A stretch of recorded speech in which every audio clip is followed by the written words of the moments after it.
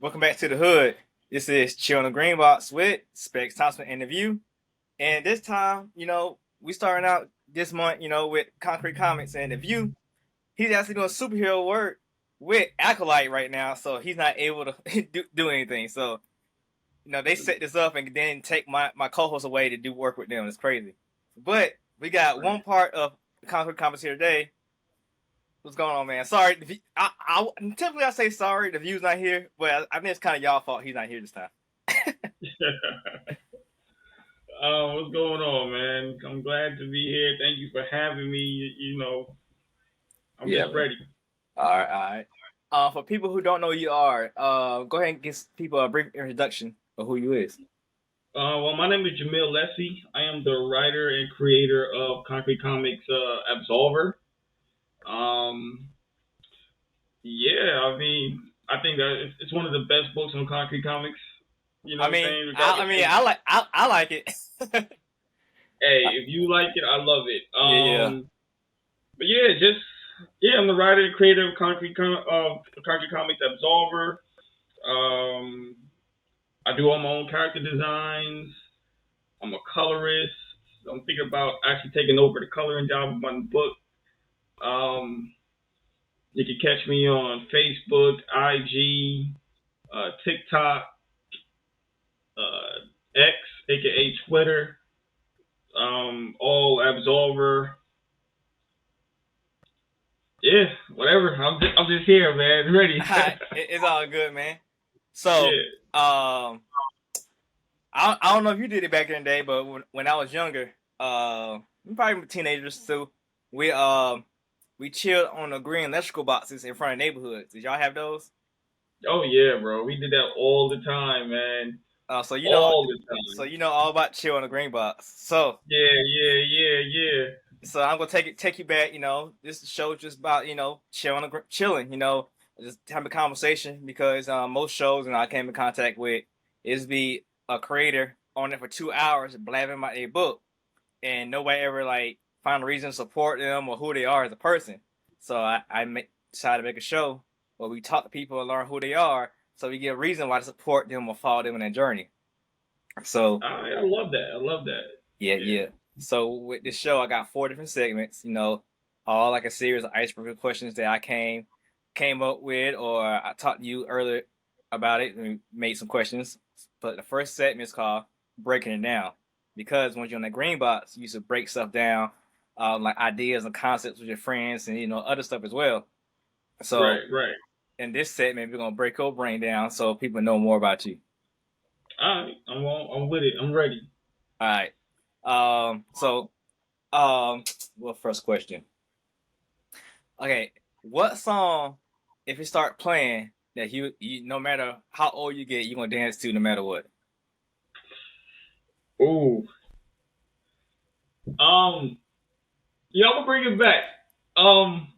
Michael Jackson. Bad. Bad. Bad. That's too bad.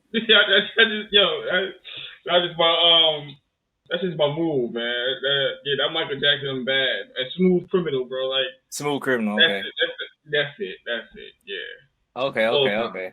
All right. All time. So if back in the skate ring days, you be dancing at the arcade playing Michael Jackson game, huh? What? I love that moonwalking game, bro. You know, you know how long it took me to beat that. I never Now beat it. I never beat yeah, it, man. you never beat it. Man, Man, it get hard, man. It get hard after a while, it's hard. man. It's hard. You need at least one or two people with you. You can't do it by You know yourself. what? I don't think I beat it. I don't think I'm beating it, bro. Now I got to get Moonwalker and try to beat it because I don't think I've beaten it. I have to get that game. I'm going to get that game. See, I never beat Time Crisis. No, I mean Time Crisis 2. Remember that? Never beat that. Yeah. The Star Wars arcade game, that was super hard to me. Like I always get to lightsaber part and just get mopped every time. Now And you think about it, we didn't really beat a lot of games. Unless it was Mario or Sonic, we didn't beat shit. yeah, like just the nostalgia. I have beat the Ninja Turtle arcade game. I think me and my You got friends. past that water level? I beat it No, like the arcade one, like the one that not Turtles in Time. The one is an arcade when yo, like with the 3D platformer. yeah.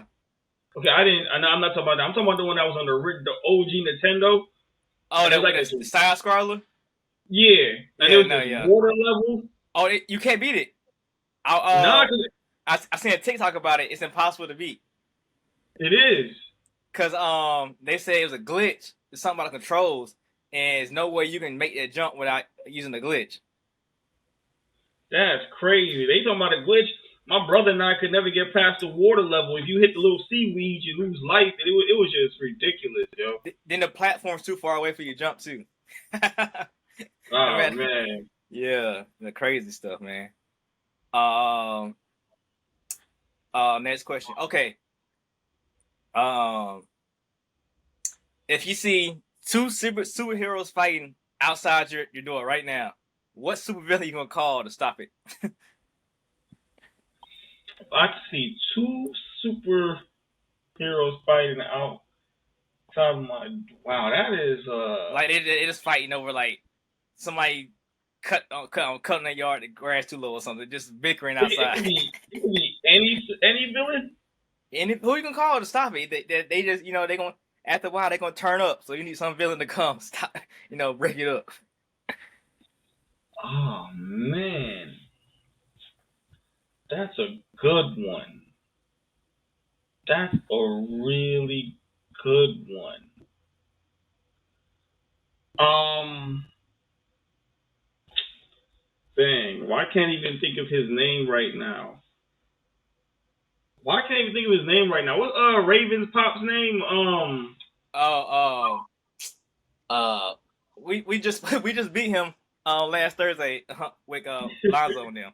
Yeah, Um, yeah, him. Azarath. No, it's not Azarath. No, that's not him. Let me look it up. I don't know, man. I feel like I can't think of his name for nothing. I don't know. I see everything, and I just Trigon. Trigon. There you go. I just Yeah. pulled up Trigon. I'm calling Trigon. Oh yeah, he gonna I'm get calling it. Trigon. Yeah, quick, fast, in a hurry too. Yeah. I don't know how quick, because I would remember his name. Like, oh shit, what's his name again? Yeah. Fumble the bag real quick. Oh man, Yeah. definitely calling Trigon. That's what's up, man. I don't know who I call, man. I mean, uh, I'm gonna have to say maybe I don't know. Either I'm gonna do Captain Cole or Carnage. I know one of them two. Yeah. I don't know. Carter's coming in and causing a whole lot of trouble. Yeah, I mean he might take out the block though, but yeah, but Captain Cole though, man, I mean, I like the character. He's probably on my top 10. He might break the top 5 villains, but I like him as a character. He's pretty dope. Yeah. I think I don't like this. I want to think of villains. I think they just need to be like villains that down to the bone. You know what I'm saying? Like no sense of good. Like villains. Mm-hmm. And I don't see Captain Cold like that. But being a villain, Yeah, you know well, what I'm saying? see, Like that's the thing though. He's not a villain. He's a criminal. yeah, He's not. He's yeah, not. He's not killing nobody. He's always robbing something, taking something. He's doing criminal activities. Yeah. So he's yeah. not. Yeah. So he's a criminal. See that whole what's the Rose Gallery called? I can't even think. But that whole team is just robbing and stealing stuff. That's why like the Flash got it so easy. He don't got a Joker over there or Doomsday. Everybody on his was it Coastal City? I don't know where he's from. It ain't Coastal City. I wouldn't even know off the top of my head. Starlight. I don't know. Whatever it is. But everybody over there just trying to get money. They're trying to steal stuff or do whatever. They ain't trying to kill Yeah, nobody. Flash don't have no real villains. Yeah. Flash, even his greatest villain is not really trying to hurt other people, trying to hurt the Flash. nah, He's trying to make that's trying to crazy. make Yeah, You're trying to make his life horrible, you know? yeah, man. That's pretty much it. Like, you know what I'm saying? I think like I think villains. When people ask me about villains and bad guys, I'm thinking about there's guys that are really vile, really, like, I'm a good guy, but if I'm hungry, I'm gonna steal some shit to feed my family. You feel me? Like, I'm automatically labeled a villain if you let anybody tell it. I mean, Robin Hood was a villain technically, based Yeah, on how we look at it, but we I, glorify that thief. But yeah, so yeah, when you ask me for a villain, I'm thinking like somebody that's just coming through the wreck shit. yeah. Yeah. So Um, one concept I'm trying to bring out in my books, um, it's a term. It's called anti-villain. mhm. So easily examples. Somebody asked me what an anti-villain is. I give you Negan. I give you Black Adam and Namor. You know, because they're all villains. But if you're on the flip side of that, like Negan's the best one. So if Walking Dead started with Negan, you would think Rick is the villain Yeah. because And, like you yeah. I said, mean, you trying to get that's some chips to future families. All they doing, they trying to help their civilization, and then the other team, ops or whatever, come and stop that. I mean, right. Yeah, you know what I'm saying? I came to a realization with Naruto. okay. Because my cousin and I used to watch it on YouTube before it even became a thing. Like, Oh you know, yeah, when you part one, part two, part three. part three, like, yeah, yeah. So that was like, you know, everybody that's on another ninja clan, you think they're villains because you're following Naruto, but then if you was in that other clan, then Naruto and them was the bad guys and stuff like that. So that changed my whole perspective when I came out when I started thinking about villains and stuff like that, and like me, I from the MCU, I understood Thanos. I think how he was going about the shit was stupid, but I get where he was coming from. You feel me? Like he could have flipped his finger for something totally different. But so that's what I'm trying to say. So just like you, I like that you're coming up with your anti-villain. I think there needs to be like different categories. Like I have this inside joke in our Discord and stuff like that where I say I'm trying to destroy the establishment. But at the end of the day, the establishment will see me as a villain, but me, I'm just trying to say, hey, I'm trying to open up everybody's eyes and thinking differently. Mm-hmm. So, yeah, man, there needs to be a new category. So, I'm 100%.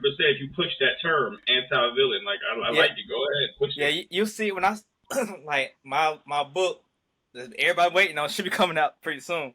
Once I drop that, I can push more of my products and the characters I come up with, depending on how I word it, I don't know. I'm gonna use Chat GPT, maybe some captions for my post. But Right, right. you won't know the characters I'm introducing unless I straight up say they're a superhero or the villains or whatever in the story. Like I got okay, the character I use in DC Universe. His name is Middle Gaia son. Like Mm-hmm. it's a play on Thor Odin's son. He's a middle son of Gaia, that guy and Mother Right, Earth, right, yeah. right, right. And his partner and him, they go against like stuff that's like what Captain Planet was stopping. Same type of stuff. But it could be something good that we need, but they trying to stop it because it's messing up the environment. So Mm. they might look like villains because they destroying this building, wrecking and stuff, but like they really stopping a cause. So there'll be a lot of that stuff going on in my new characters. Like what part of the Yeah, line they I mean, cross. yeah, that's all it is. Like me, I want to. That's what I'm trying to create. That's what I'm going to create with Absolver. And I'm trying to not blur those lines. Not everybody's categorized as a villain, and in this medium that we're in, not only is it for entertainment, it's also time capsules. It's also learning. you know, because anybody that's going, anybody that's trying to change the norm, and even that norm is uncomfortable for a few people or a certain group of people, you know, that person is already always going to be categorized as a villain or an enemy until you come to the realization, whether after they're dead or years later, like, yo, this person was really advocating for change. Mm-hmm. So, so I just think, like, you know, I always ask somebody, you know, there's a difference between two people that pull a gun and shoot somebody. You know, you know, you're going to be a murderer regardless. But if I shoot you to protect my family, that was my reason. So I think intent is very important. Now, if I shoot you out of jealousy or just pure malice, then, you know, that's obviously evil. So I think we got to get back. I think we have to get to the intent of things.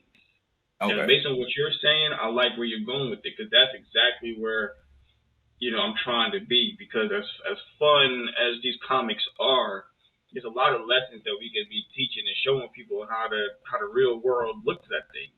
Yeah. You Right. know, you know what I'm saying? You know, if I say, yo, I can't stand Joe Biden, I think he's doing dumb shit, I'm already categorized. If I say, yo, I support Trump because of what he was doing, I am already put in the category. And these labels, even in 2023, which, you know, I'm not going to go crazy on the labels, but, Yeah. you know, labels are now a thing. And that's why I love the medium we're in, because we can, you know, teach and reach people with all of that. So yeah, that anti-villain, yeah, definitely push it, bro. I'm all for it, bro. Okay. All for it. Last question this segment. Are you a big food eater? Yeah, I'm a big food eater. I like food. All right. So let's say the American food system goes away. No more American food. What country food are you gonna pick up and start grubbing out on? Listen, a lot of people don't know, but I am born from Trinidad and Tobago. So, Okay. you know, some West Indian food, you know, there's some bus up shot, roti, ain't curry, chicken. Listen, I could go on and on. Then you go to the, you know, any food from Jamaica and then Haiti, you know, and then I ain't gonna lie, them Dominican, oof, bro, listen, Yeah, I barely eat American food as it is, unless I have to. But anything from the islands and Spanish food, just give me that. I'm trying to get more into the island food. I mean, when I was on the road with the artist a lot, one of the guys who's paying all the money, he was Jamaican. So Mm-hmm. every town he was trying to find a Jamaican spot. So I started getting to the Jamaican food. Uh, my girl now she's Haitian, so I'm trying to figure out some Haitian food to eat as well. Talking about Trinidad, is a Trinidad spot open up the street. It looks like it was like a white person who opened it up, like, because the area, the area they opened up is like in a Whole Foods, Five Guys, that type of area. It was just seeming weird. I was like, it had to be a white person, open this place in this area. Like, no black people going over here. Nah, but I mean, but just like but black people in there, so I'm surprised. So I'm gonna try it out. But it's more of a vegan type spot. But I like meat, so I got test the waters on this vegan stuff. I don't know, man. you get the right person to cook the vegan food, it's good. It's good. You know, but it's like anything with, you know, if the right people cook it, you're gonna love it. The wrong people cook it, you like, Yeah. You know, so it's just like you got to make sure it's a hit or miss. So I hope you try it and you know you like that spot. I hope they don't represent wrong. You know. Yeah, I mean, one of my friends, like, he pulled up on me trying to get a comic book and said, he worked there, so he worked there. I know his taste, so I'll try to go based off of him. But yeah, man, I don't, like, only vegan spot I tried to eat at was Slady Vegan, but every time you go there, the line is so long, so like can't try that out. But they say that's good vegan food, so she's fine. Right. Yeah. Well, that was the end of that segment. That was a good little icebreaker. We touched on some things, so people know more about you. And now if we go even more about you on the next segment, it's called the back issues. being in Okay. comics, you know all about the back issues. So if you want to know about, oh man, I had a perfect name character used for you. I can't remember the guy's name. It would have been great. Wherever that black guy is on the Spawn universe with the face paint over his head, his Spawn brought back after he killed him. Um. I want to say Castle, but that sounds so wrong. Oh man, you asking me? I can't remember. My mind's all over the And place today. you the Spawn guy, man. And I'm this one guy. Like it's crazy. But anyway, if you know who what new Spawn is, man, you go to his back issues to find out more about his origin story. So like this segment, we go more your origin stories to find out more about you. All right. Wait, okay. First question. Okay. Where are you from? What do you call your hood? Shit. Honestly, bro, I'm all over the place. So I was born in Trinidad and Tobago. And I moved over here to the States in a really young age. So if anything, I'm New Yorkan, right? But my parents had us up and down the East Coast. Even when I got older, I was up and down the East Coast. Man, I was just in Florida doing some work. I just recently moved back to Jersey. I mean, I didn't really leave Jersey like that, but like I said, I went down there to do some work, so I'm back. As you can see, the boxes and the comic book boxes and the TV. So, yeah, man, that's where I would say I was from. So I'm Trinidadian, New Yorkan. I'm a clean mix. All right. What spot are you staying the longest? Shit. I would definitely have to be Florida. Okay. We moved down to Florida 2022, I believe, and I spent most of my teenage years, young adult years down in Florida. So that's just that. So I would say birthed in Trinidad, got my first walking steps, Trinidad, little toddler in New York. But, whatever made me happen in Florida. So, yeah, I would say that. Okay. Definitely would say that. And I just looked it up. The guy's name is Chapel. Chapel. There it is. Yeah. I know it's something with a C. Chapel. Yeah. What music? Well, I think I already know the answer. But what song or artist got you liking a genre of music that you like? Honestly, I have two older sisters. So I grew up in a lot of 112, Boys to Men, Blackstreet, all of them. So it was a song that Blackstreet did with Jay-Z. So first of all, I love R&B. Was it No Diggity? Huh? No Diggity? Nah, it wasn't No Diggity, but I love No Diggity, but it wasn't that. It was You Belong to the City. That song, right? Okay. And that was like the first time I heard rap. And ever since then, I just became a Jay-Z fan, just by default. So, really and truly by nature, I like R&B and Usher and all them boys.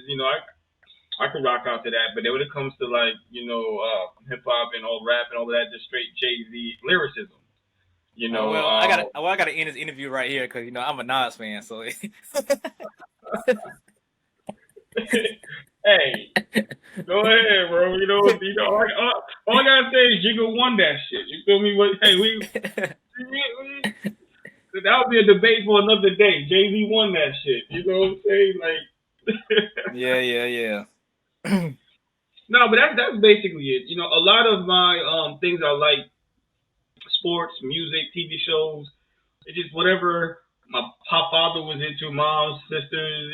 Then that's what made me like even my love for lore and gods and stuff like that came because my sister was a Greek mythology nerd. She loved that shit.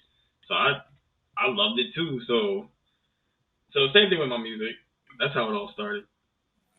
So what about comic books? What comic book or comic related TV show got you in there? comics? Well, my father used to collect comic books. Okay. So I remember him taking us to see the first Batman with Michael Keaton, Rocketeer, RoboCop, Terminator. I grew up on all that stuff. But what really got me into comic books, like we always had comic books, but what really got me into comic books was the first death of Superman. You know, when he split into the 4 personalities and stuff like that, that he came back and everybody trying to figure out when Superman was coming back. So that's what really got me into comic books, you know, more interested, I should say. But I was in 6th grade, had this one friend, because, you know, nobody liked nobody in 6th grade. I had this one friend, and he brought this Spawn issue in. And Spawn was something totally different than anything I was reading from the Batmans and the Superman. And then once he showed me Spawn, it was over. It was a wrap to me. Like, and that's because everything to me was in a small bubble. So anything outside of my small bubble I was introduced to, it became a big thing. So honestly, I'm glad it was Spawn, because it could have been anybody else, and I would have been like a crazy, Daredevil fan. Not that Daredevil was bad, but if it was Daredevil, then it wouldn't have been Spawn. So yeah. Because my father, he sheltered us. You know, he was very overprotective and made sure he was like whatever we watched. a typical West Indian parents, huh? Yeah, typical West Indian. So I didn't get to experience much growing up. You know, everything I did experience, I had to sneak or find out. So especially you to find that Spawn comic. Yeah, ain't no Spawn in that house, bro. Trust me. In the previous interview, you said something about the Rocketeer, and you said it this one too. Like, I know about him, but you like everybody interviewed, you really the first person to bring it up, and like I never heard anybody either bring up they liking the Rocketeer, but I guess it is a good superhero movie or book or series or whatever. No, it's a good movie, and like I said, we didn't have a lot to watch, so we would watch the Rocketeer. You know what I'm saying? It was a great movie. It was a great story. I haven't watched it as a grown man yet to go back and be like, damn, what was this? You know, I haven't gone back. I want to leave it where it is. But nah, to me, it was a good movie, man. Like, you know, if you haven't seen it, watch it. You know, it was great. It was great. Okay. So, you know, with your dad creating comic books and whatnot, when did you end up finding out that you're a blurred? I didn't find out I was a blurred by the term until the term was invented. You know what I'm saying? So what about being a nerd then? You know what? I hear everybody with their stories of growing up as a nerd. I've never, till this day, I'm not one to care. I grew up playing with action figures, reading comics, watching cartoons. I never got called nerdy or whatever. I hang with whoever I want to hang with, whether it was somebody who was a nerd or who wasn't a nerd. Like, you know, I mean, I wasn't the most popular guy, but I wasn't. So I don't know. I don't have those stories. I would say, yeah, I'm a nerd. I'm not denying that. But based off of everybody's stories, I didn't go through that. What happened was the only reason I stopped playing with action figures in what grade it was it 7th grade? I stopped because me and my brother used to collect like a shit ton of action figures. We had like all the superhero action figures and stuff. So we moved down to South Carolina, and the house next door to my cousins wasn't ready, so we had to stay with them for a while. So we put all our shit in their house. So we just drove all the way down from New York to South Carolina, and we was hungry. So my dad took us up the street to go get some Wendy's. Bruh, when I came back, as soon as you open the door, you just see little arms and legs everywhere. Wow. Oh shit! My little cousins went in our shit and just fucked up everything, bro. And I was so annoyed. And my father told me, Jermael, because you know we had to stay with them. And bro, from that point on, like, fuck it, I'm done with toys. So, and I think I was going to 7th grade. So like I said, that was just a traumatizing moment. My cousins got me out of that. Yeah. Around that same time, I think I stopped playing with toys too. I think my dad just like was like, "You're not gonna play football and have toys," and I think he just threw all my toys away. But Oh man. I was able to keep some toys. I like, GameStop. They still do it now, but when it was doing it, when first it had the expensive Dragon Ball Z toys or the expensive Mm, Gundam Wing. So I had yeah. I had those toys and the model kits. So I used to build the little Gundams. Then like I guess somebody younger, maybe a younger cousin just like you, or somebody younger came to my house and they started playing with the model kits and started breaking them. I was like, oh my god. Oh man. That's that. and now and I think that was the end of that for me. I was like, man, cause them it's toys, but they don't know that I put each little piece together, and I had it posed just right on my dresser, so it looked cool. And they just came and I would have been. I would yeah, have been livid, bro. You a better person than me. I would. yeah. Cause them Gundams took a while, especially being in middle school, like trying to do that, like it took a while. Yeah. Now it destroyed so fast. Um, well, um, it's just like you've been saying. I don't say it previous episodes that I kind of felt the same way you did.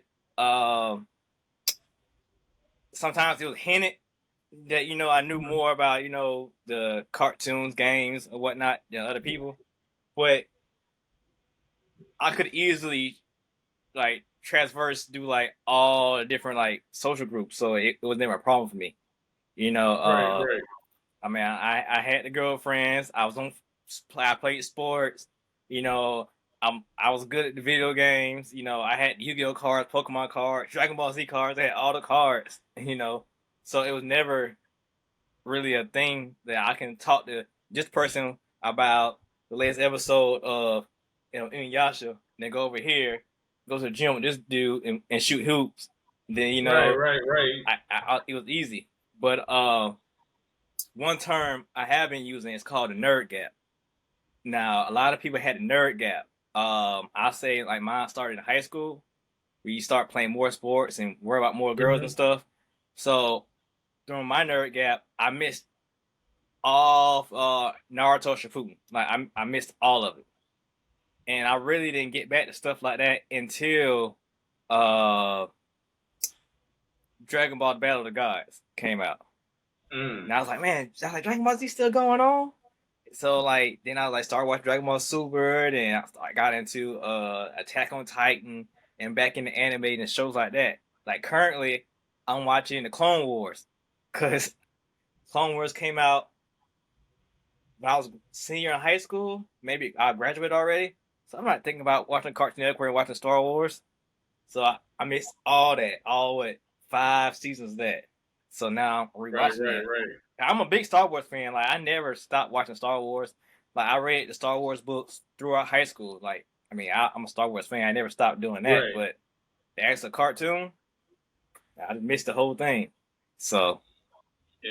I I didn't care don't think. about I didn't care about Ahsoka or Cat Bane, none of them characters. I mean, I care about the Solo twins and Lobaka and all them. Like that's from the books. Right. Right. Right. Yeah, so it was all different for me.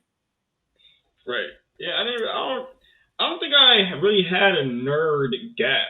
I think I got to a point where I mean I just like to experience things. Mm-hmm. I got there was a stretch where I got into dancing. So I was doing a lot of praise and worship and then dancing and stuff. I got into choreography. I learned how to start cutting up and doing all that stuff. Just I can do it. And then that transitioned into, and then I started doing poetry, which turned into spoken word. But behind the scenes, every chance I get, I will watch a cartoon or an anime here and there. Um, I wasn't really into the comic book collecting because I really couldn't. A lot of things I couldn't get to do at the time. So I didn't really start collecting comic books again until after high school for me. Um, so I don't know. I think I was just raised different. I don't like I said, like even when it comes to people having trauma when they getting picked at and bullied, like I don't. We used to make fun of each other all the time. Like I don't. I don't remember these experiences. Like, we was a child. We look back like, yo, we was stupid, Yeah. bro. We would say them shits, but I can never say, yo, bro, I'm traumatized because you called me a dummy or you called me a nerd. I could never say that. And I'm not speaking against anybody else's stories. I mean, just based on this specific interview about myself, I can't say I experienced that. So now that I'm thinking about it and talking about it, I think I grew up pretty healthy and a good life, Yeah. I got to experience a lot. I got to play I played sports, not professional, but Yeah, through the school I didn't system. play for the school and shit, but we played at home like every day was basketball. Jermael, you come outside play some ball? Yeah, we go outside and whatever. If we watching a cartoon or playing video games, and we drop all that shit to go outside. We was never the type to stay in the house. But if we in the house, we would play the video games, watch the cartoons. We used to wake up early and got dressed in time to watch Pokemon. But then we realized Pokemon wasn't it for us. A lot of Uh, people love Pokemon, but it wasn't it for us. We was looking for the anime with the killing and or the dope fighting. Pokemon didn't give that to us, so we was like, fuck it. So, yeah, man, I think, yeah, bro, I had a pretty healthy, blurred life growing up, bro. Like, so yeah, that was speaking of Pokemon, uh, I was a big Digimon versus Pokemon. Digimon, I like Digimon. Well, Digimon's the shit. I'm well, sorry.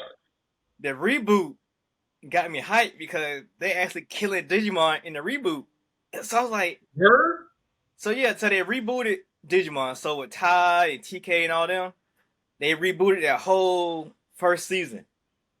So, Mm. when they defeated Digimon, they be like, oh, the black gear came out of them or something like that. No, they were knocking other Digimon off. Like, they was like, I did not know that. Now I will go watch it. yeah, I didn't finish it, like, cause it was on Hulu. Then like Hulu lost the rights to it, so it stopped. So you had to get Crunchyroll, and I just had went back to finish it. But like, yeah, like they was knocking Digimon off. Like it was like Agumon and Gurumon is like knocking them off. Mm. uh, yeah, it's cause it's wild. Like back in the day, it was more like villain of the week Mm-hmm. more like Power Rangers type of feel. But the reboot feels more like an anime. You got Devimon. He's an overarching villain, and he got his little underlings that do stuff. But like the kids, they're really stuck in digital world. Like they're really fighting for their life out there. Oh, shit, I'm gonna watch it because I didn't know. I thought it was gonna reboot. I thought they just rebooting it for the kids. I didn't know they rebooted it for us. I was like, that's different, right? You see, I'm definitely gonna add that to the watch list. My watch list is long, bro.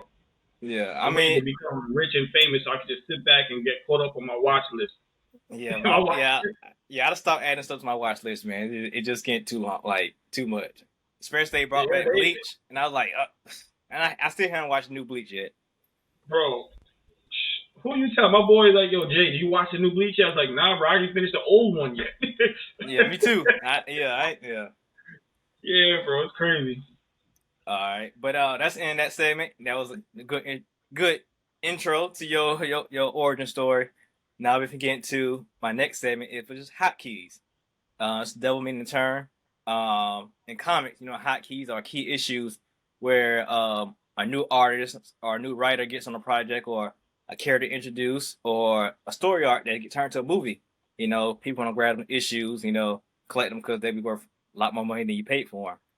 As Right. well as well music, it's keys, or buttons on the turntables for DJs to cue up songs or play songs at a certain points of the party or event they're doing to get the people live and get them going.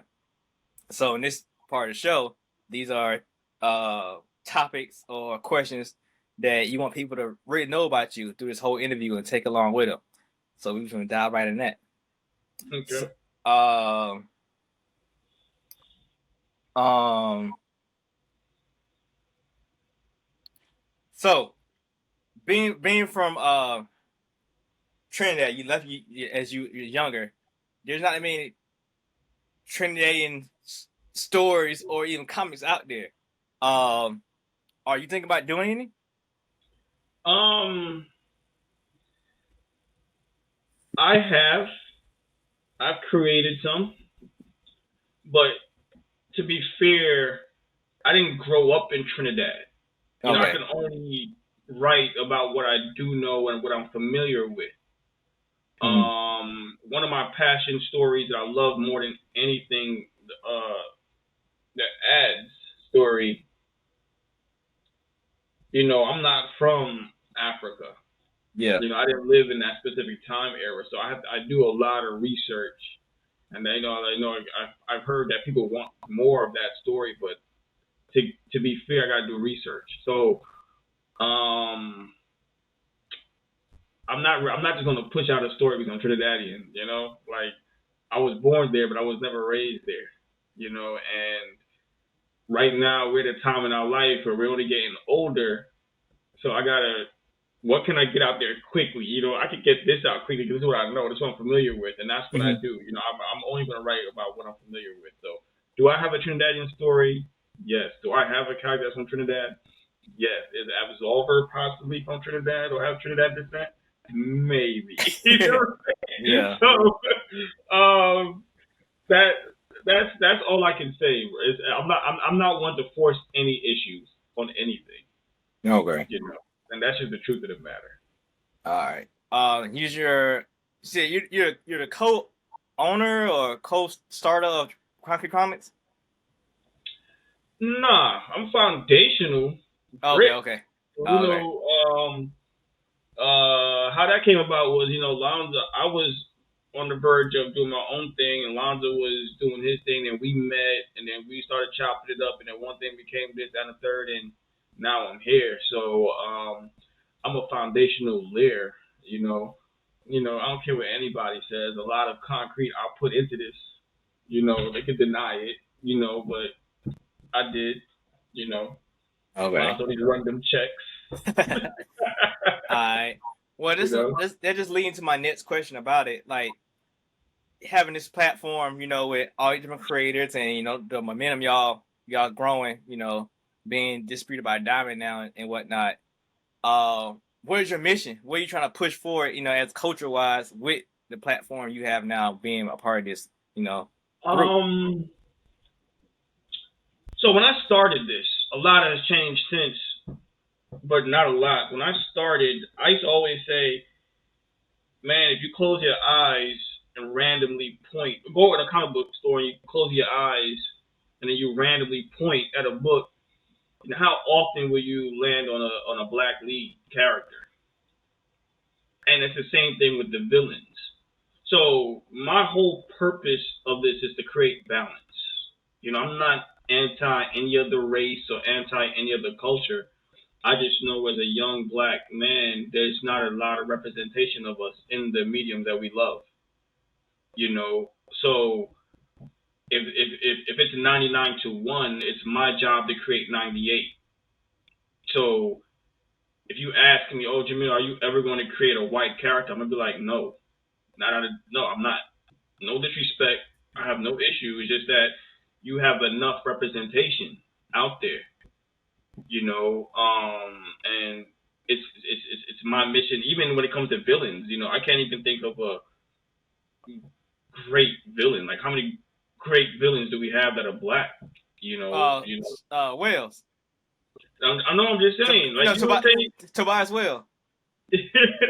No, I'm just saying. I'm talking about from a number standpoint. You know what I'm saying? I'm not taking away nothing from what's already out there.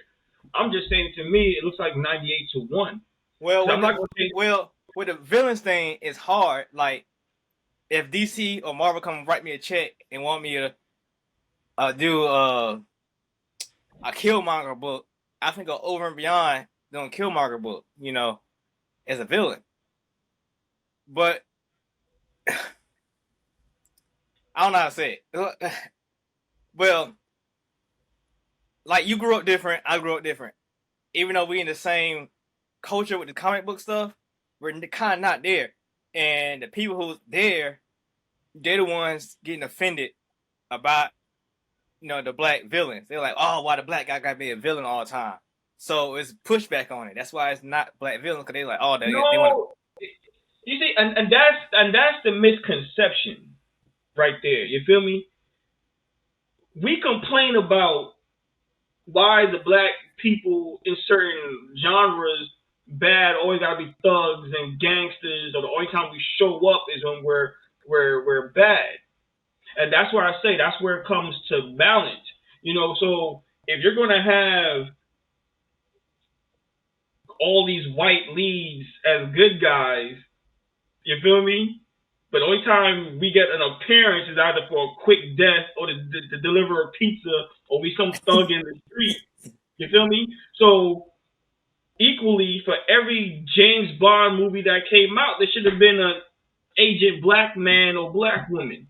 You got Triple X and you got Equalizer. Okay, but you understand what I'm saying? Yeah, I get you. Like, I'm not a fan of a black Superman. I'm not a fan of Miles Morales being called Spider-Man. Because if I Google Superman, I'm not going to get the black Superman. I'm going to get Superman. If I Google Spider-Man, I'm going to get Peter Parker. So can there be a Kryptonian that has Superman's powers? Yes. But why does he have to have the same label? Like, we could go on and on and on. And that's my thing. Like, there's no, if they give us something, we got to be a part of something that's already created. It's never this is us, a standalone. Aquaman, Aqualad, like, come on, Aqualad, like, bro, come on, like it just goes on and on and on and on. Like, so my thing is it's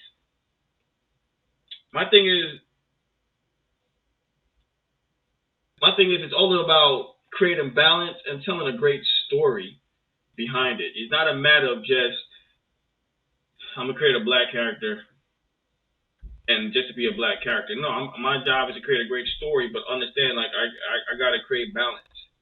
Yes. And then two, it's, when having a child, you realize, like, I was able to survive not seeing myself represented in a lot of things that I love. But now it's like, shit, I need my son to see a lot of himself in these areas as well. Not just comics, but just in the world in general. So really and truly, that's the mission, man. Balance or equality. And there's a difference between being treated fair and looking for equality. And that's just how I personally look at it. And that's a topic for another day, I guess.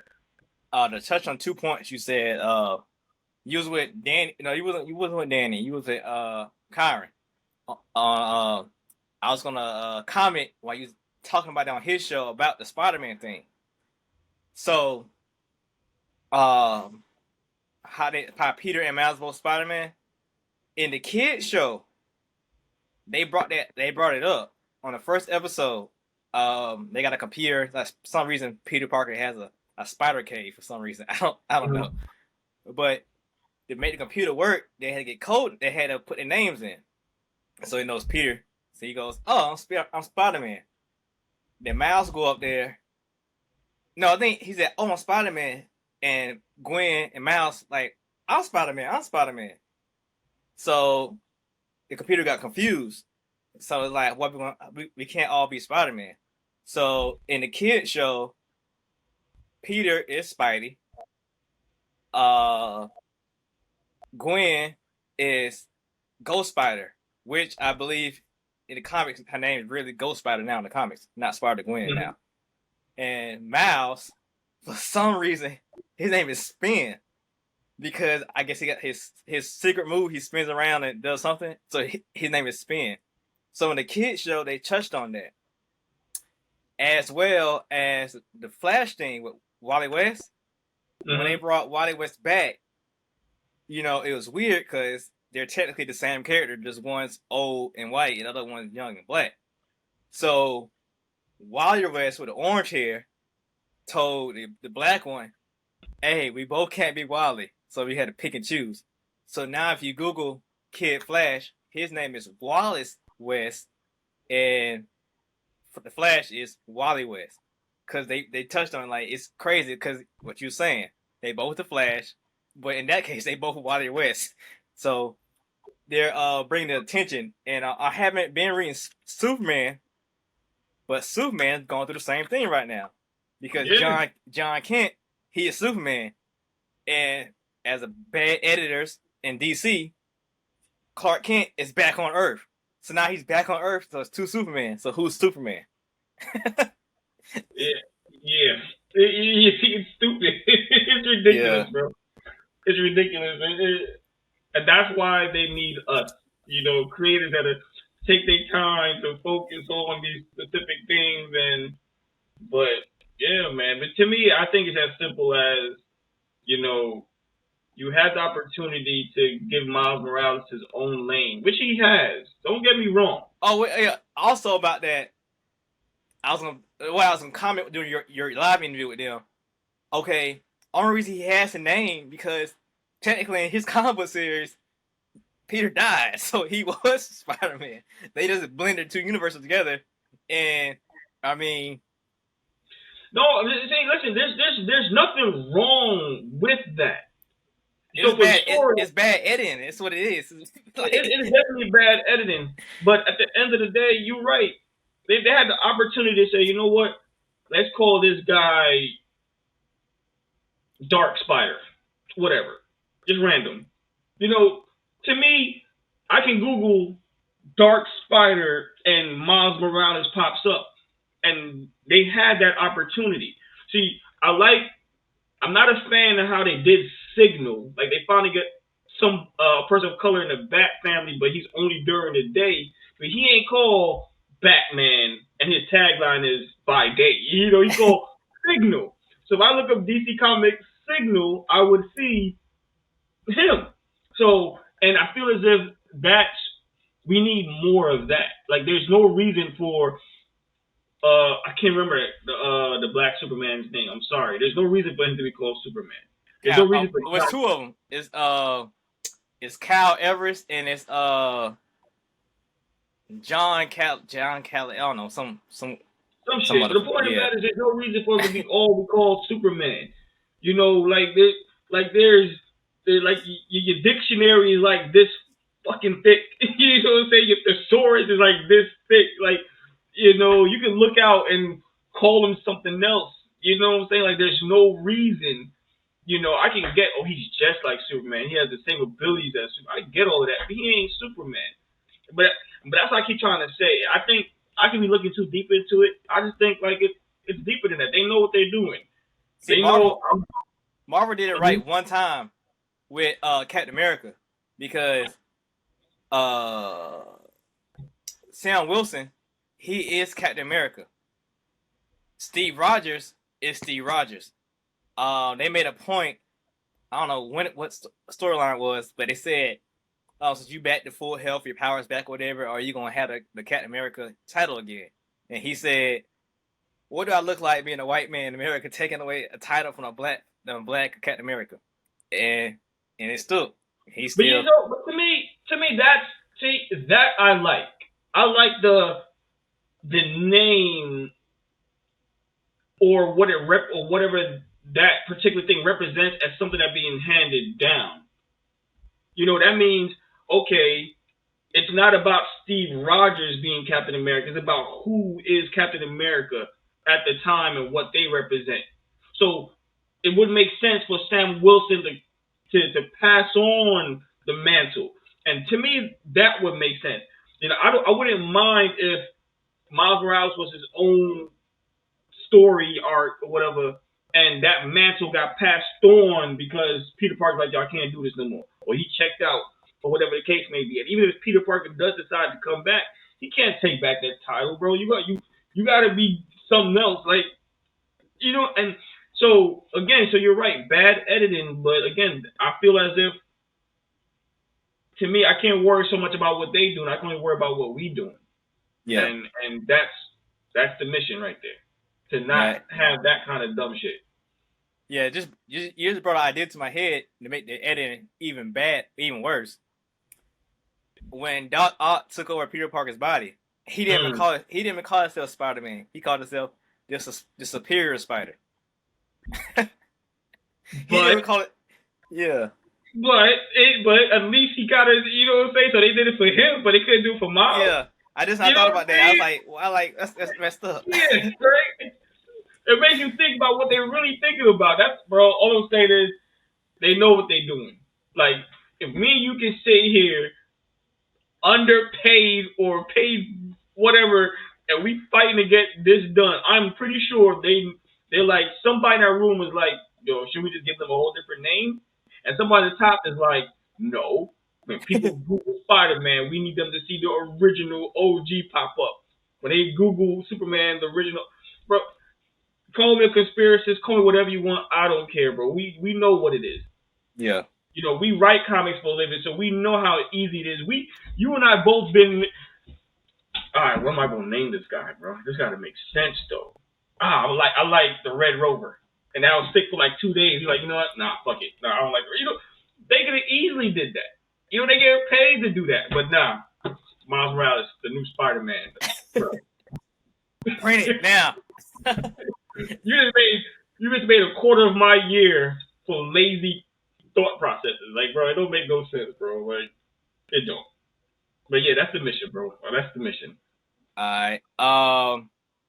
With that mission, writing black characters and whatnot. What besides the characters being black, what makes your books or concrete comic books black besides just the color?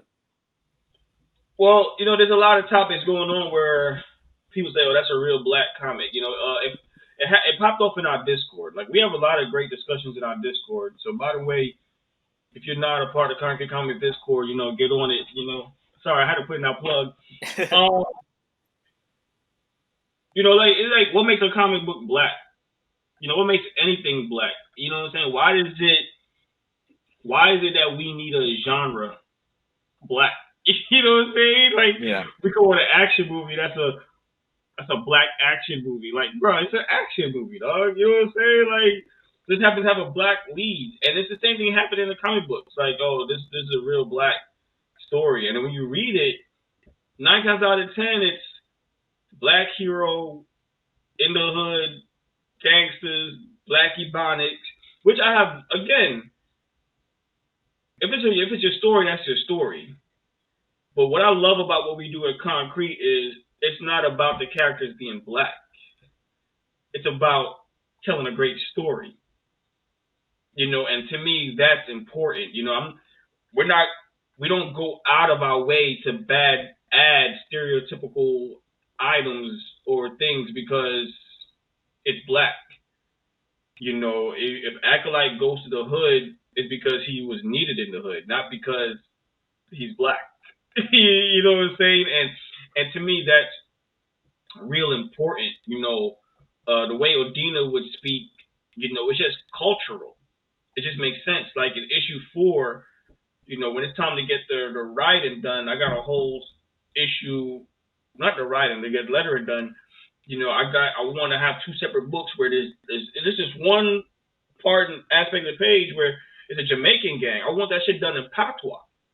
You know what I'm saying? And to me, that just makes sense. I don't want to say, oh, this is a Jamaican gang. Like, nah, you want to read the Potts one. If you can't understand it, then I guess get the other book. But, so to me, I don't like the whole, oh, this is a black story.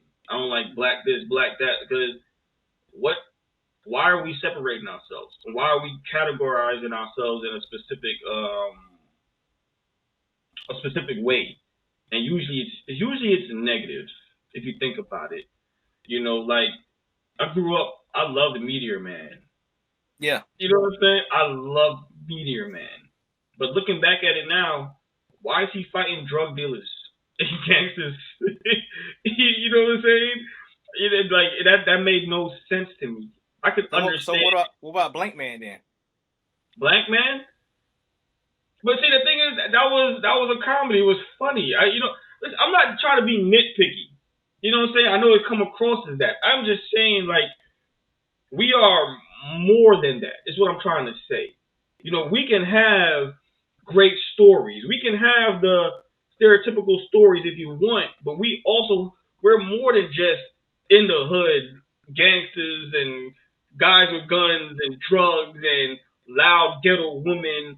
Like we're more than that. And I feel as if we have a responsibility to show the world that we are more than that. I wasn't. There was a time where the black comics, everything was evolved around anything with Egypt. You couldn't get a black comic unless it was some pyramid or some Ra or which is fine. But at the end of the day, we're more than that. Like there's African gods out there. African gods inspired a lot of other gods.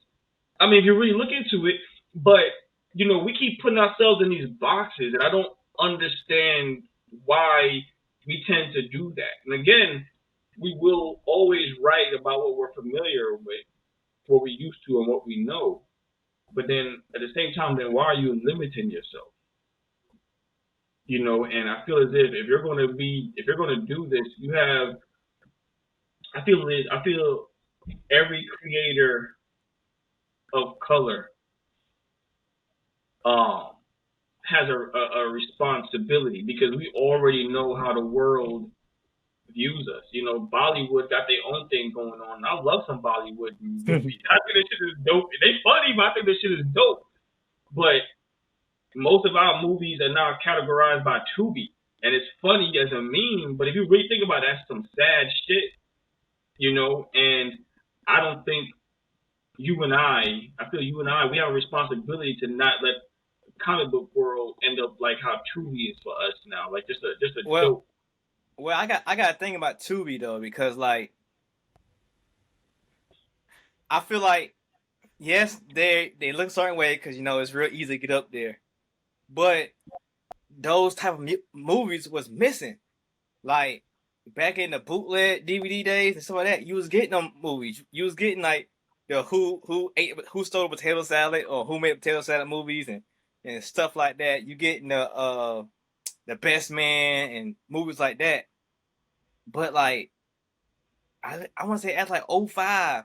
Like really when Tyler Perry came out, those movies didn't exist anymore. You didn't have them black comedy movies or black whatever movies.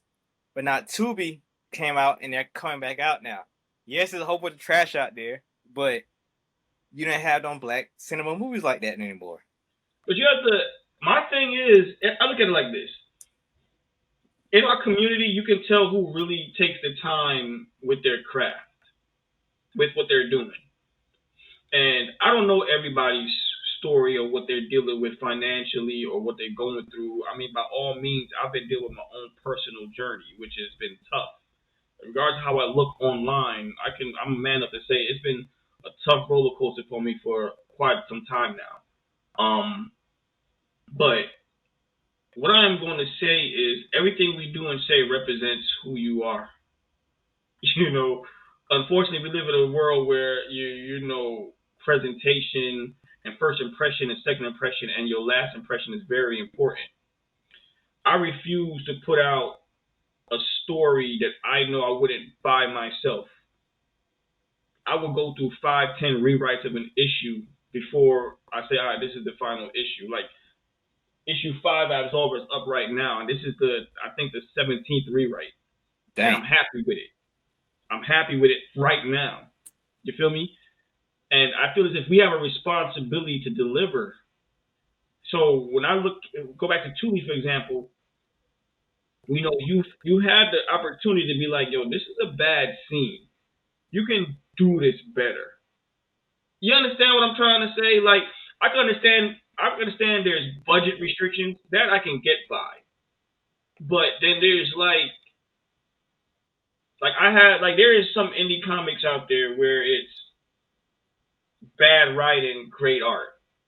Okay, we got to get the great art down. And then there is great writing, bad art. But okay, the story is dope as shit. I love the story. And then you got somewhere it seemed like, yo, bro, do you even care about what you're doing? I've supported this. So, and I'm not knocking nobody. I'm not even saying my shit is perfect, because this is the main reason why I'm going back and redoing issue 1. It's why Concrete is redoing the issue 1 because of the things we learned and because we love the craft so much and we want to deliver greatness because of the things we love. We're going back and we're redoing it. So I just feel as if we just have a responsibility to tell a great story. I mean, again, 10, 15 years from now, some kid's going to pick up your book. That's, we're creating legacies here. We was born into a world of Batman and Superman and stuff like that. So, that they've made their bumps in the road right now. So you got to figure who's going to be born into the world of, Absolver and Acolyte and all of that. So it's to me, I feel like that's the responsibility, man.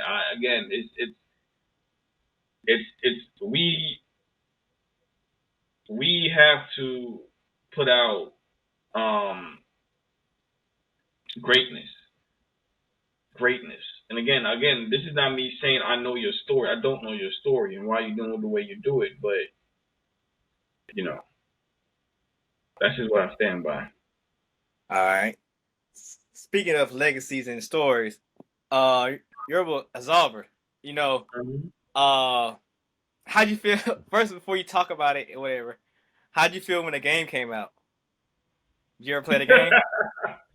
Oh man, that's I was like, bruh. I was like, bruh.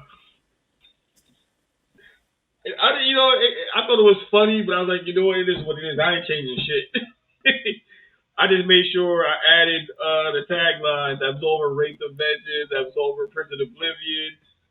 Alright, you can have the Absolver the game. So when my game finally comes out, we know Absolver, Wraith of Vengeance. Alright, we good.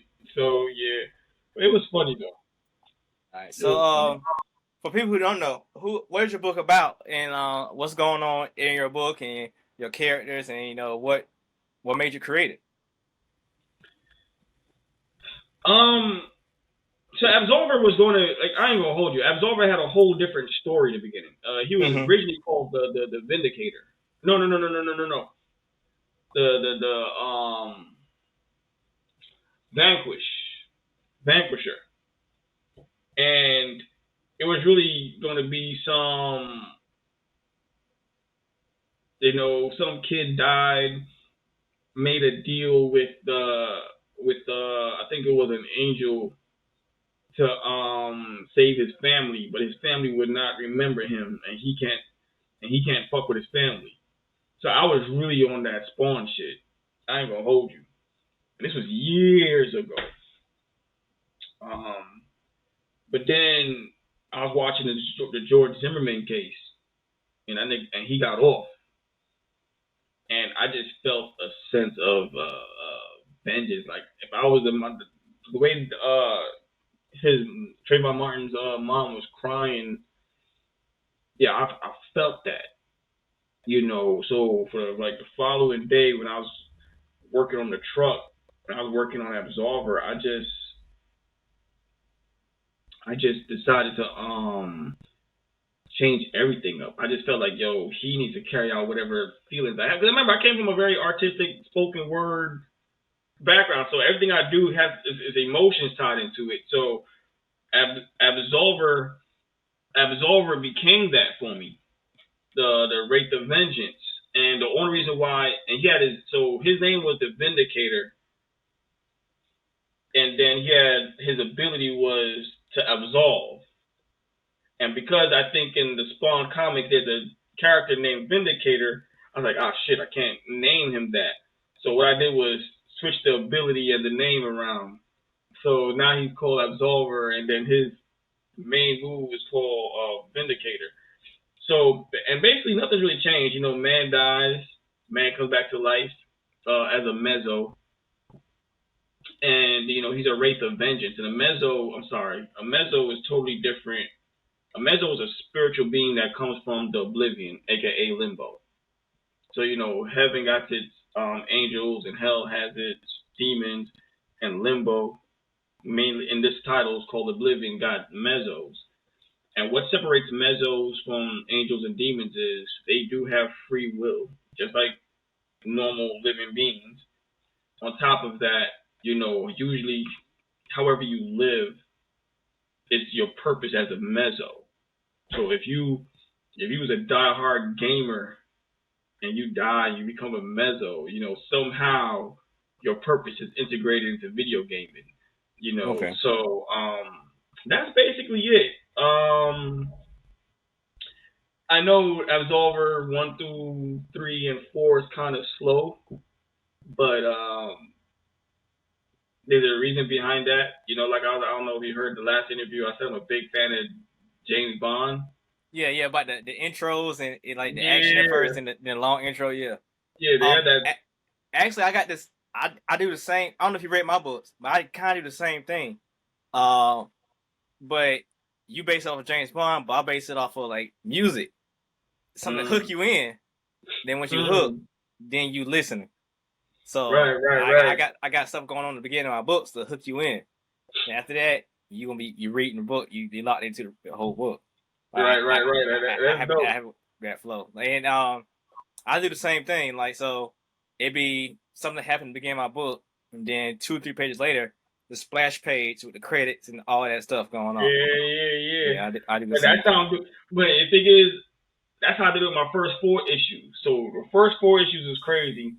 So I'm gonna close off this arc with issue 5. And issue 5, I'm just gonna go in because what I wanted to show was everything and everybody that Absolver is going to be involved with, because you know it's an artistic choice, and I'm about to give away some Easter eggs. So with him being a mezzo, which means the middle. Usually the middle is usually the center of the attention or whatever the case may be. So if you read the first couple of issues, Absolver is getting a lot of attention from everybody. So I didn't want to write the typical story where you have an arc. There's the structure of this guy meets this villain, then you go through this, that, and the third, and the ends of the arc with him destroying the villain. Fuck that. I didn't want to do none of that. I wanted to create a lot of mess, and then issue 5 is bring everything full circle.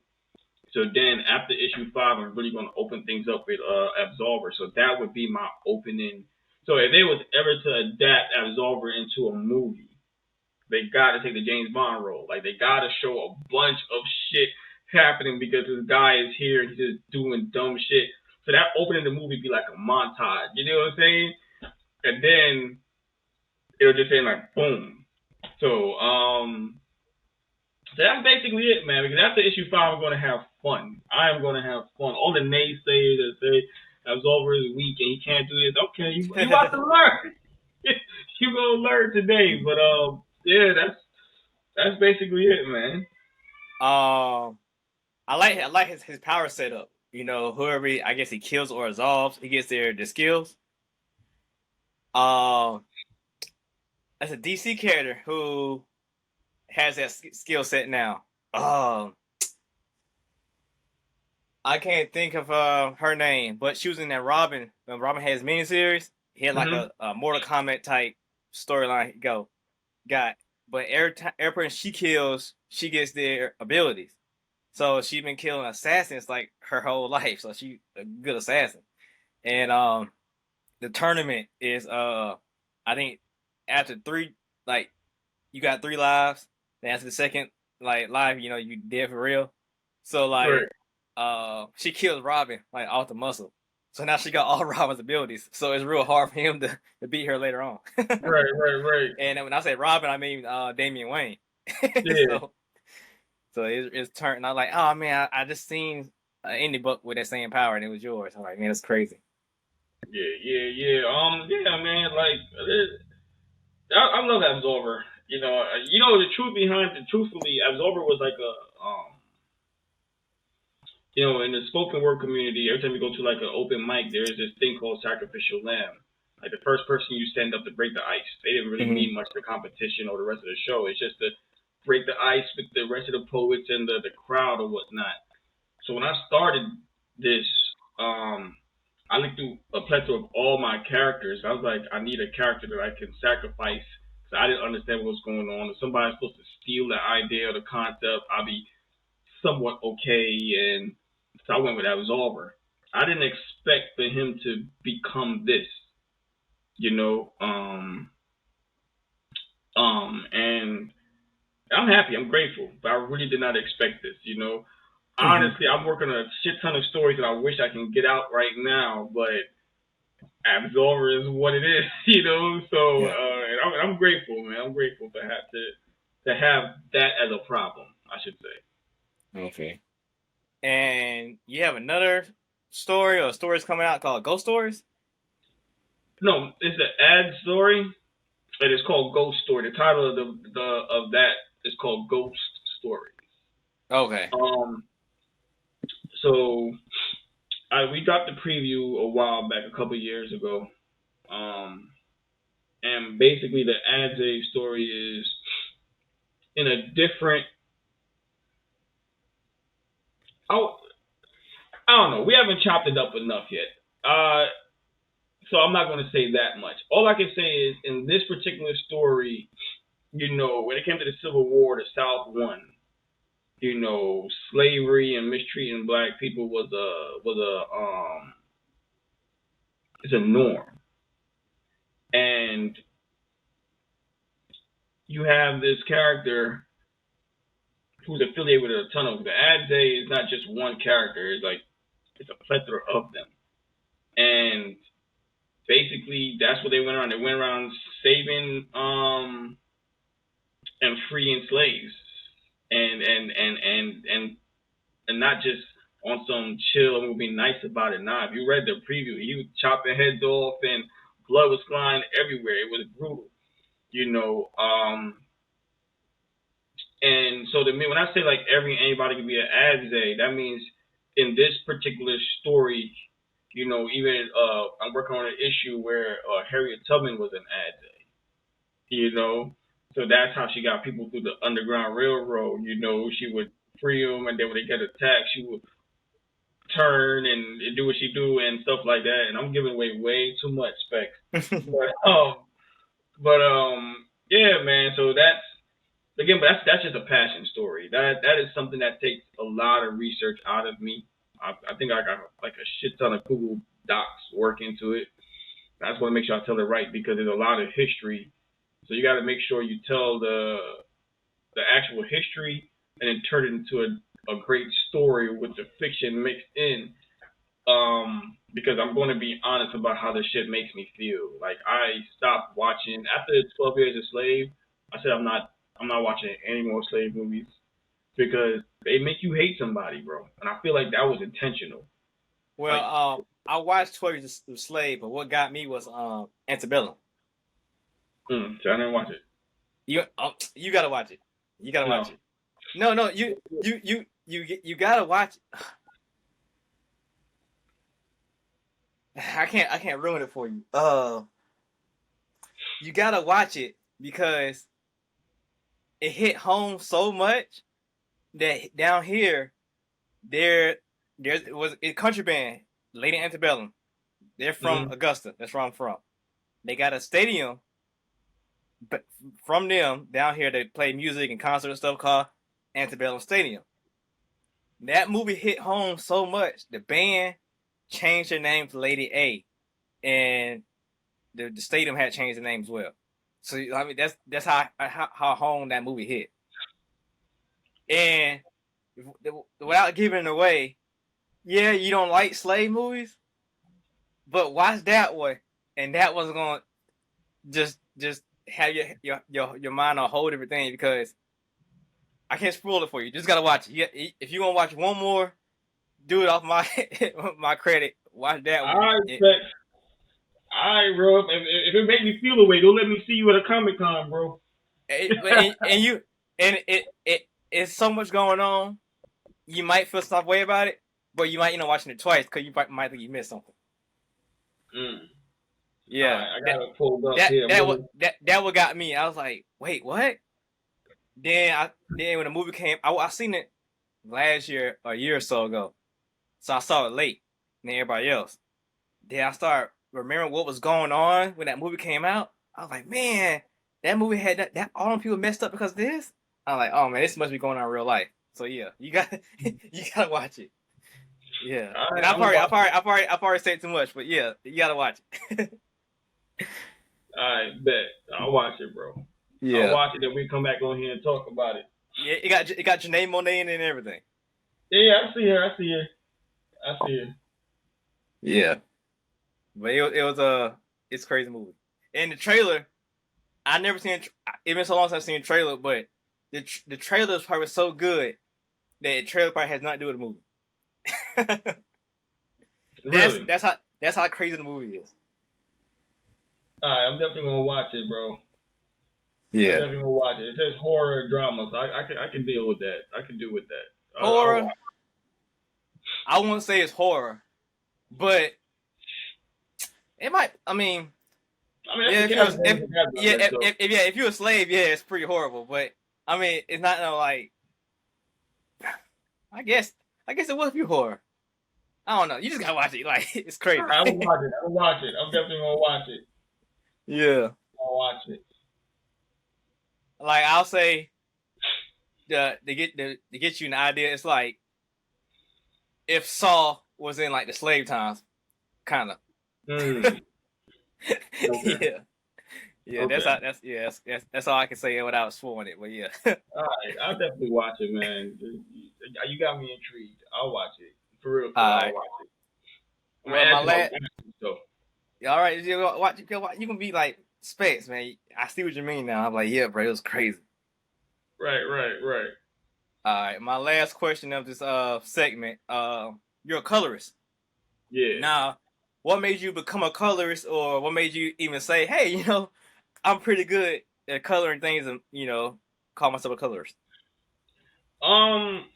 So an old friend of mine's, which is now an enemy for stupid reasons I don't understand. We used to live right next to each other, and he used to draw, and I used to draw, but he really got me working on my artistic skills. I was like, I'm like better myself. I was like, yo, bro, let's work on a comic book together. I said, you draw and I write, and we figure out the whole coloring thing. And because we couldn't figure out the coloring thing, I decided, shit, I could learn this shit myself.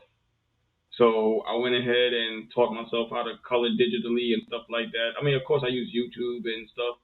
I bought all the equipment that I was needed, and then I just kept practicing and took gigs and stuff like that. And that's how I became a colorist. It just came out of it was a need, basically. Um, but now I love it more than drawing because because all the rules and the intricacies and the complexity that comes with coloring, and you can tell a great story with just colors. Um, I find like if somebody hired me to color, I can't just color you. Like I look at it and like, bro, where's the light coming in from? I gotta tell a story. If you got a window over here, then that means I need the light to hit a specific way. Like so, I just dive all the way in when it comes to my coloring, and I really, I be some people like, yo, just color it and get it done and get paid. I'm like, I find it hard to do that because, as an artist, it's not even just about the money. It's your name. I can't color your book and you showing this world subpar shit because there's some people that's gonna look at it like, oh, this looks real dope, and there's some people gonna be like, yo, who the fuck colored this? You Yeah. know, I'm worried about the people that says, yo, who the fuck colored this? Like even when some of the artists, forgive me, because as an artist myself, this is also important. But they would have like the light right over here over your right shoulder, the light source, but everything on your right side is darkened in. Yeah. Like that doesn't make sense. So as a colorist, that's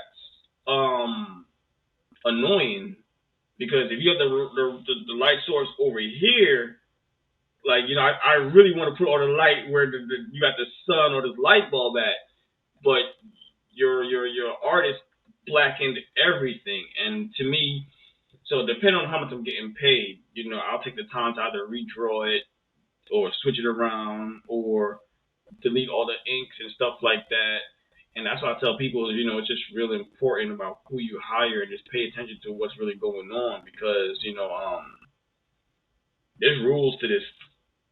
and you just gotta really pay attention to that, But yeah, I enjoy coloring, bro. I enjoy it.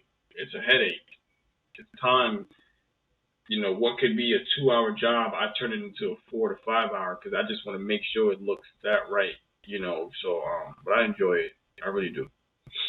Yeah, I can draw pretty decent and whatnot. But I couldn't get the coloring down pat. I thought I can color it. It just this shading got me.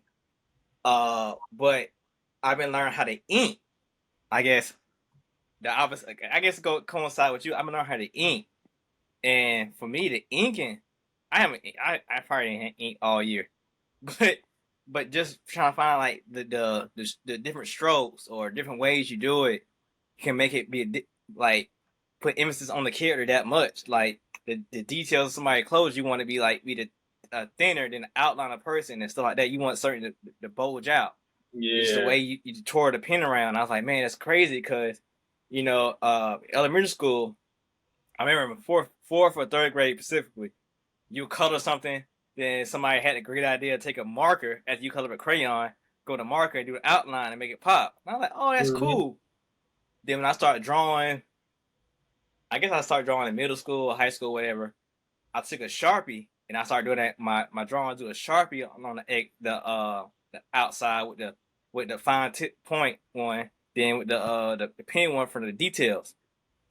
So now in comics, I see the real big difference. The same thing you say about the shading, the light source, and all that stuff. Like I see it, like it makes a big difference.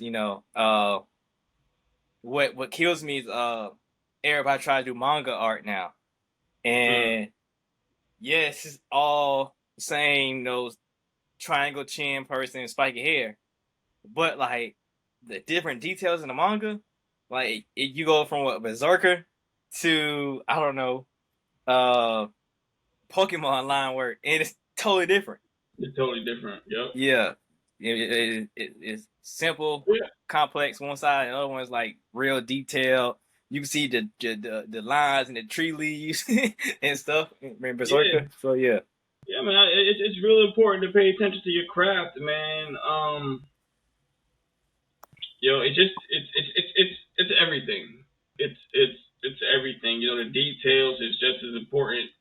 That's what I was trying to say. It's not as, oh, I'm just gonna get this done and get this done and then be happy with it. Like, nah, you gotta really, really pay attention to it because like if you look at me right now, there's you see the light source coming off the computer, Mm-hmm. but as a colorist, I see two different light sources. So there's the one that's coming off this computer on my right side, and the dim light from the computer facing me. And then, obviously the opposite side, that's where the contrast is gonna be the dark side.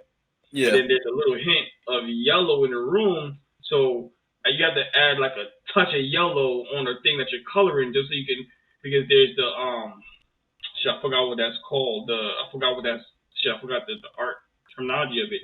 But to me that's what I see. And I be trying to tell people that, and I know it sounds Spanish to a lot of people, but that to me it's really important. And again, it depends on what you're looking for in colors or Mm-hmm. in your art piece. If you're looking for that, I'm gonna give you all of that. If you want some simple cell shading, I'll give you that too. But even the shadows will still have to be on point and make sense. And Yeah. that boils down to again to the artist. This I bought this from an artist. So Right. I got suckered. At a Comic Con. I think my first Comic Con I went, and I was like, oh, they drew her black or whatever. And I Mm-hmm. did research on Google, and all he did was trace this and color her black. But the same, what you about the shading? It's shading all around this. It's still good, but you want to be like detail. It's all kind of shading here. Well, where's light source at? Like, how many Right. lights is hitting it? It's Right. Right. crazy. Like it's like the hair should be darker behind it, but it's all the same color. But then the shading in weird spots, like on her knuckles, is shading, Yeah. but right here it's not. It's like It what? don't make no sense. Yeah, yeah, just stuff like that. Like yeah. Um. Well, that's the end of that segment. It was great details and hotkeys, for people to take for this interview. We're going to my last segment. It's called Digging in the Crates. Another double meaning term. Digging the crates. You go back in the old vinyls and CDs, find that 112 or the Soul for Real or something like that. Songs. Mm-hmm. Or as well comics. You can do the same thing and find the old Spawns and Batmans and whatnot. So I'm gonna dig through this interview and pull out something that people can just leave out the show with about you. All right. Okay. So you was talking about changing the normal, right? So let's say I don't know, Paramount, came to Concrete Comics like here's a bad, let's make y'all a movie series or franchise or whatever. Marvel did it one way, DC did another way, but with y'all characters, how would y'all start it out? Like, would y'all do like a flagship type of thing with each one of y'all characters, or y'all haven't done it yet? But I'm pretty sure y'all have a Justice League in y'all universe. Would y'all do that first, then break it down? Like, how would you, as a creator, righting wrongs and black superheroes being not involved? How would you change the normal in doing like a black superhero franchise? Honestly, I would do it in a way where everybody gets their moment. So the movie will show as much characters as possible. So it'd be like a big introduction movie, whatever, the 2 hour movie, whatever. I think that started becoming a norm now. 2 hour, 30 minutes, you know what I'm saying? Yeah. So it'll be a movie where and none of the characters are involved with anything. So it'll be like how Marvel set up with individual movies, but I would say they bring it all in one movie and everybody get like a 20, 30, 40 minute whatever. Boom, boom, like boom. Crash? Yeah. You feel me? Just like that. And then and that's how I would release it. I would release the movie just like that. So this movie is really for the audience who don't know nothing about Concrete to come through and they get to see all our shit live.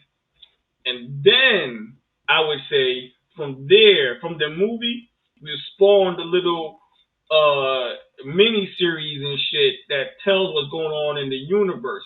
So like for instance with Absolver, I wouldn't let it be a mini series about Absolver, to be about what's going on in Caesar City and so on and so forth with all the other characters. Then we'll drop the individual movies. You know what I'm saying? To get everybody fall in love with the individual movies. Then it will be like a threat that comes through.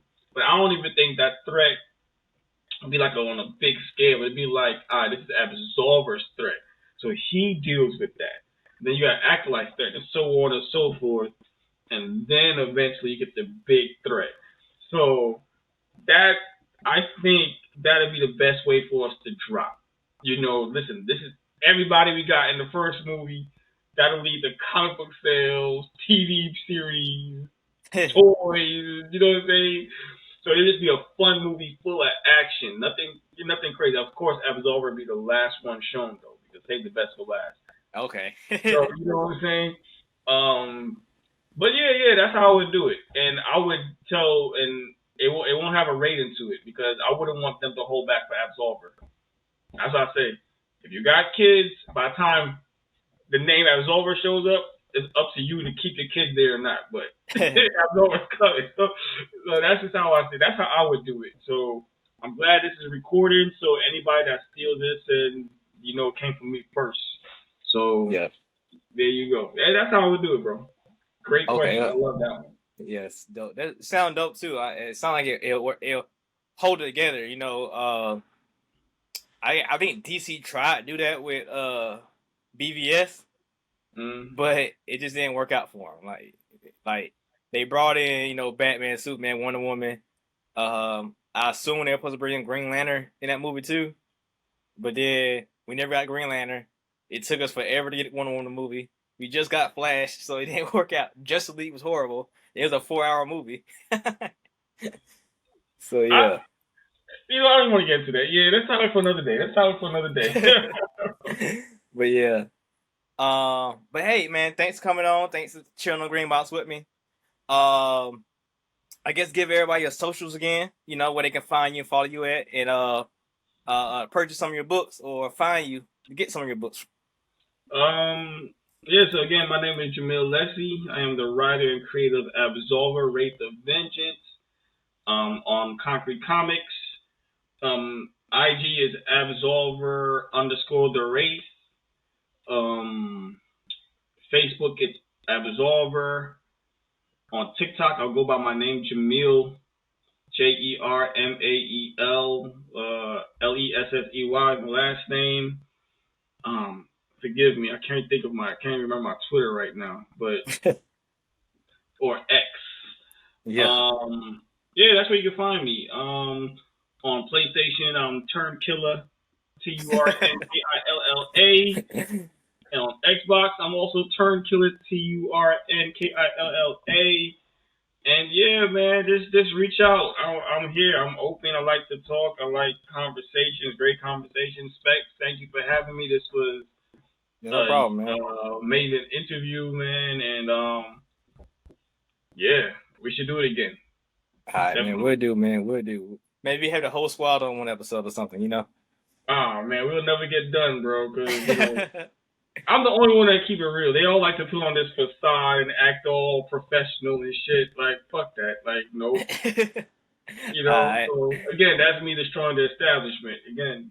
Yeah. It got to be one, right? Somebody got to be Batman, right? Hey, listen, if I don't do it, nobody's going to do it. I'm the only one that keeps it real. Trust me. I ain't talking shit. That's how I feel. Like, I'm the only one to keep it a buck. All right. Once again, man, thanks for coming on, man. Appreciate you. Yeah, man. All right. All right. All right, that's the end of the interview. Hope y'all enjoyed it. Bro, let me, hey, the view. Hey, Specks, I got a couple minutes, man. Let me get it. Come on, man. Come on. Keep it here. Dang. All right, y'all. I only got a little bit of time, you know. Y'all check out Concrete Comics. They got real dope stories, real dope heroes and villains. Y'all check them out.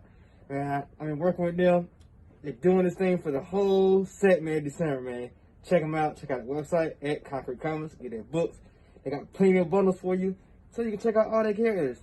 And, you know, you can check me out, too. I'm not Concrete Comics, but I got some dope books and some dope villains. So check me out at LegacyTheView.com, buy a book, and follow me at LegacyTheView, and follow this guy over here laid out, Specks706. Follow him. He's my co-host. Why not? And you want to be on the show for next season, because we're almost over this season. Hit us up at chillthegreenbox@gmail.com, or just hit us up at chillthegreenbox. Man, I'm gone. Bye. That guy.